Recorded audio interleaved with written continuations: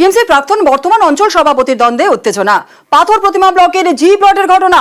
বর্তমান অঞ্চল সভাপতি কার্তিক মাইতিকে মারধর। কিন্তু কিসের দ্বন্দ্ব, কেনই উত্তেজনা? আপডেট নেব, কথা বলবো। আমাদের সঙ্গে রয়েছেন আমাদের প্রতিনিধি বিশ্বজিৎ হালদার। বিশ্বজিৎ, এই যে টিএমসির প্রাক্তন বর্তমান অঞ্চল সভাপতির যে দ্বন্দ্বে উত্তেজনা সৃষ্টি হয়েছে, কিসের দ্বন্দ্ব, কি নিয়ে সমস্যা? হ্যাঁ দেখো, একেবারে যে ঘটনাটা ঘটেছে তাতে করে কিন্তু পাথর প্রতিমা জি প্লটে তৃণমূল কংগ্রেসের যে গোষ্ঠী কন্দল সেটা কিন্তু একদম প্রকাশ্যে চলে এলো। যেটা সূত্রপাত, এই যে ঘটনা যে সূত্রপাত সেটা হচ্ছে গত বৃহস্পতিবার প্রাক্তন যে জি প্লট অঞ্চলের যে প্রাক্তন অঞ্চল সভাপতি তাকে এবং একজন যে বুথ সভাপতি রয়েছেন তাকে কিন্তু দল থেকে সাসপেন্ড করা হয় এবং সেই সাসপেন্ডের পর কিন্তু সেই অঞ্চল সভাপতি নূর ইসলাম তিনি কিন্তু তার যে অনুগামী রয়েছে তাদেরকে নিয়ে বিধায়ক বিরোধী মিছিল করেন, প্রতিবাদ করেন এবং সেই প্রতিবাদ করার সময়ে কিন্তু যেটা দেখা গেল যে বর্তমান যে অঞ্চল সভাপতি কার্তিক মাইতি তিনি কিন্তু সামনাসামনি পড়ে যান এবং তাকে বেধড়ক মারধর করা হয়। এই ঘটনার পরিপ্রেক্ষিতে কার্তিক মাইতি এবং দলের পক্ষ থেকে কিন্তু থানায় একটা এফআইআর দায়ের করা হয়েছে। এফআইআর পরিপ্রেক্ষিতে দুজনকে, যারা মারধর করেছিলেন দুজন তৃণমূল নেতাকে ইতিমধ্যে কিন্তু বর্ধনপুর কোস্টাল থানা গ্রেপ্তার করেছে এবং পুরো ঘটনায় কিন্তু ইতিমধ্যে চাঞ্চল্য ছড়িয়ে রয়েছে। এবং বিধায়কের তরফ থেকে কিন্তু যেটা বলা হচ্ছে, বিধায়ক সমীর জানা যেটা বলেছেন যে এই যে নূর ইসলাম তিনি কিন্তু বারে বারে দল বিরোধী কথা বলছিলেন এবং সেই কারণে তাকে কিন্তু বহিষ্কার করা হয়েছে। পুরো ঘটনা সম্পূর্ণ কিন্তু এই মুহূর্তে চাঞ্চল্য ছড়িয়েছে এবং উত্তেজনা তৈরি হয়েছে ওই এলাকাতে। একেবারে ধন্যবাদ বিশ্বজিৎ। আমাকে যে যায় সাসপেন্ড করুক, আমি দলের বিরুদ্ধে কোনো বলবো না, কিন্তু বেশ কিছু মানুষের নীতির বিরুদ্ধে আমাদের আন্দোলন এবং লড়াই, এই সংগ্রাম চলবে। 2008 সালে দল আমাকে জি প্লট তৃণমূল কংগ্রেসের দায়িত্ব দিয়েছিল। কতটুকু কি করেছি, কি ডেভেলপমেন্ট করেছি, কি গ্রাম পঞ্চায়েত কিংবা মানুষের, নিশ্চয়ই আগামী দিন মানুষ তার যোগ্য জবাব দেবে। এখানকার কার্তিক মাইতি নামক যিনি ব্যক্তি দিনের পর দিন রাজধানী বদমাশি বাটপাড়ি সবকিছু করছে, তার প্রতিবাদে কিন্তু আমাদের এই আন্দোলন ছিল। সেই আন্দোলনটা বিধায়ককে বারবার বলা সত্ত্বেও বিধায়ক কোনো রূপ ব্যবস্থা নেয়নি এবং সেই জন্য বিধায়কের সাথে ভিতরে কোনো কিছু থাকলেও থাকতে পারে, কিন্তু আমরা জানার উপায় নেই। আমরা বিধায়কের কাছে বারবার বিষয়গুলো নিয়ে দরবার করতে গেছি, আমরা সদুত্তর পাইনি। তার জন্য আমাদের এই আন্দোলন। বিধায়ক সাহেব না জেনে শুনে, কাউকে না প্রশ্ন করে, না কাউকে আহ্বান করে, ব্যক্তিগতভাবে কিছু মানুষের স্বার্থান্বেষী সুবিধার্থে আজকের এই পরিকল্পনা। আপনাকে সাসপেন্ড করা হয়েছে? আমাকে সাসপেন্ড করা হয়েছে। নিয়ম বহির্ভূত পদ্ধতিতে ভয় দেখিয়ে দলের মধ্যে তার নিজের আধিপত্য বিস্তারের জন্য চেষ্টা করে এসেছে। আমরা ব্লকের পক্ষ থেকে সবসময় তার প্রতিবাদ করে এসেছি। ও দলবিরোধী কাজ এর আগে অনেকবার করেছে এবং এবারের এই কোঅপারেটিভ নির্বাচনে যেভাবে করে বিশ্বাসঘাতকতা করেছে এবং সেটা আমার প্রেজেন্সে আমি নিজে দেখেছি, সেই জন্য ওকে সাসপেন্ড করে দেওয়া হয়। আমাদের শৃঙ্খলা রক্ষা কমিটির অবন্তী পট্টনায়ক তিনি সাসপেন্ড করেন।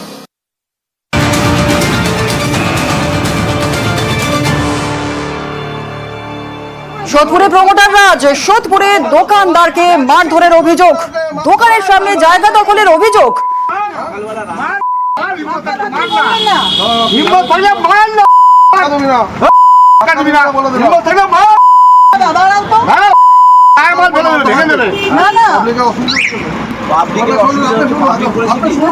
সোদপুরে প্রমোটার রাজ, সোদপুরে দোকানদারকে মারধরের অভিযোগ, দোকানের সামনে জায়গা দখলের অভিযোগ। কথা বলে নেব, সুবীর আমাদের সঙ্গে রয়েছে। সুবীর, যার বিরুদ্ধে এই অভিযোগ উঠছে একটু জানতে চাইবো। মারধর করা হয়েছে, ভাঙচুর করা হয়েছে, পুলিশ কি বলছে? পানিহাটি পৌরসভার 32 নম্বর ওয়ার্ড চণ্ডীতলা এলাকা, সেখানে ভোলা মজুমদার বলে একজন রাস্তার পাশে কিন্তু সে দোকান চালাতো এবং সেই দোকানের যে জমি, সেই জমিতে স্থানীয় যে প্রমোটার রয়েছেন, সেই প্রমোটার তার ইমারতি দ্রব্য রাখার জন্য সেই জমিটি কিন্তু সেটা ইমারতির উপর রাখতো এবং সেই জায়গা থেকে ভোলা মজুমদারকে সে বলেছিল যে সেই জায়গা থেকে সে সরে যেতে এবং সেখানে তাকে অন্যত্র জায়গা দেওয়া হবে এবং সেটা তাকে ব্যবস্থা করে দেওয়া হবে। তারপরে কিন্তু প্রমোটার তাকে কোনো রকম কোনো জায়গা দেয় না এবং তখন বুঝতে পারে ভোলা মজুমদার যিনি দোকানদার ভীষণভাবে তিনি প্রতারিত হয়েছেন। তারপরে কিন্তু ভোলা মজুমদার কিন্তু সরব হয় এবং তিনি আবার সেই জায়গাতে পুনরায় দোকান চালু করেন এবং দোকানদারি করা শুরু করেন। এই দোকানদারি করেই কিন্তু ভোলা মজুমদারের সংসার চলে এবং গোটা ঘটনা অর্থাৎ প্রমোটার এই যে জমি অর্থাৎ জমি পুনরায় আবার সেই জায়গা থেকে জবরদখল করার জন্য কিন্তু তার দলবল নিয়ে ঘটনাস্থলে একটা সকালবেলা যায় এবং ভোলা মজুমদার যখন প্রতিবাদ করে তখন ভোলা মজুমদারকে কিন্তু ধাক্কা দেয় এবং ধাক্কা দেয় এবং সেখান থেকে তাকে বের করে দেওয়ার কিন্তু সেই ছবি আমাদের ক্যামেরা ধরা পড়েছে। গোটা ঘটনায় ভোলা মজুমদার যে ব্যবসায়ী তিনি আতঙ্কিত রয়েছেন, ভোলা থানায় অভিযোগ দায়ের হয়েছে এবং ঘটনার পর থেকে অভিযুক্ত যে প্রমোটার সে কিন্তু আমাদের সাথে কোনো কথা বলতে চায়নি, ক্যামেরা দেখে সে কিন্তু ঘটনাস্থল থেকে পালিয়ে গিয়েছে। এবং এই যে ব্যবসায়ীর উপরে এই দোকানদারের উপরে যে এই ধরনের হামলা, এই নিয়ে কিন্তু এলাকার মানুষজন তারা কিন্তু সরব হয়েছে। একেবারেই শুভের সঙ্গে থাকো।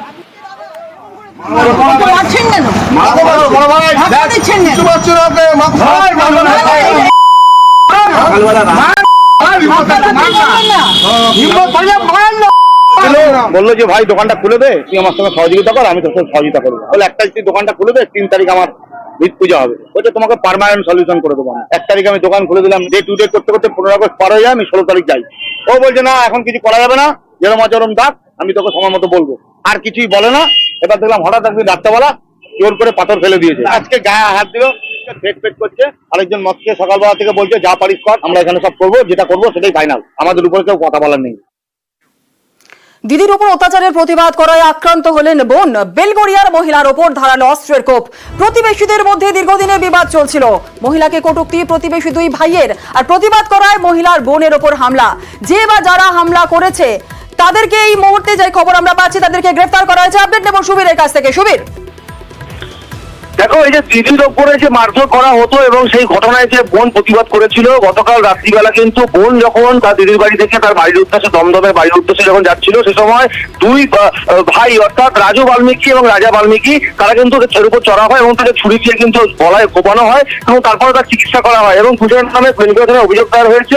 এখনকার যে আপডেট অর্থাৎ অভিযোগের ভিত্তিতে আজকে সকালবেলা বেলগড়িয়া বাসুদেবপুর এলাকা থেকে কিন্তু অভিযুক্ত রাজু বাল্মীকিকে গ্রেফতার করেছে বেলগড়িয়া থানার পুলিশ এবং তাকে বারাসাত আদালতে পাঠানো হয়েছে। আর অন্য আরেক ভাই অর্থাৎ রাজা বাল্মীকি তাকে সে কিন্তু এখনো পর্যন্ত পলাতক হয়েছে, তার খোঁজে তল্লাশি চালাচ্ছে বেলগড়িয়া থানার পুলিশ। ধন্যবাদ।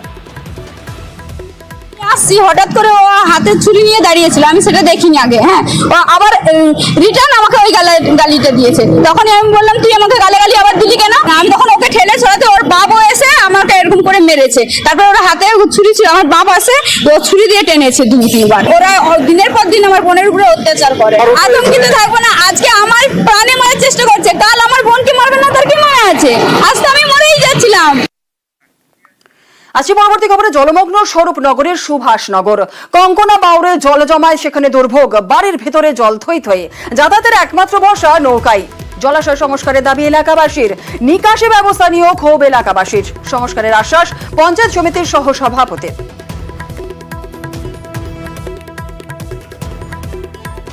ঘরের মধ্যে জল, সবকিছু জলে ডুবে যাচ্ছে। আমরা নিচেই থাকতে পারছি না, ছাদে ত্রিপলটা নেই, কোন রকম রান্না করে খাচ্ছি। ছেলে মেয়েরা স্কুলে যেতে খুব কষ্ট হচ্ছে। এরকম প্রতিবারই হয়। পাহাড়টা সংস্কার করুক, ইট দিয়ে দিয়ে কিছু কিছু জিনিস উঁচু করে রাখছি, কিন্তু তারপর তো থাকা যায় না। সাপ টাপ ঘুরে বেড়ায়, সমানেই দেখি। ওইদিন ঘরের মধ্যে মাছ অব্দি ঘুরে বেড়াচ্ছে। তো চারিদিকে জল, অনেক মানুষ জলের মধ্যে আছে, আবার কেউ স্কুলে চলে গেছে, বাওরটা ভরে যায়। প্রতি বছরই প্রায় এরকম হয়, জল উঠলে আমাদের এই সমস্যা। অসুস্থ হলে একটু ডাক্তার কাছে নিয়ে যাওয়া সমস্যা, রাস্তাঘাট সবই তো জলে। প্রতি বৃষ্টিতেই এটা হয়েছে এবং বাঁধের থেকে জল ছাড়ার জন্য এই বর্ষাটা হয়েছে। বন্যা এটা ডিবিসি থেকে জল ছাড়ার জন্য জলটা এসছে।